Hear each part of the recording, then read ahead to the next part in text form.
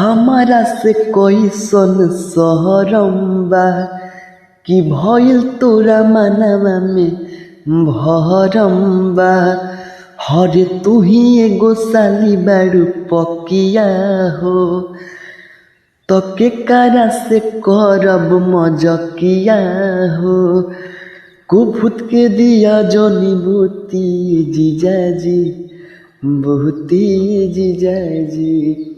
गोदी में लेके जनी खो दिए जीजाजी, गोदी में लेके जनी खो दिए जीजाजी, गोदी में लेके जनी खो दिए जीजाजी। सो हेलो गाइस, आप लोग का मेरा सॉन्ग कैसा लगा? उम्मीद करता हूँ गाइस कि आप लोग का मेरा सॉन्ग अच्छा लगा होगा। तो गाइस, अगर अच्छा लगा तो प्लीज़ मेरे चैनल को सब्सक्राइब कर दीजिए और बेल आइकन घंटी को दबा दीजिए, ताकि हमारे हर एक वीडियो नोटिफिकेशन आप तक जल्द पहुँचे। तो फिर मिलेंगे अगले वीडियो के साथ, तब तक के लिए बाय।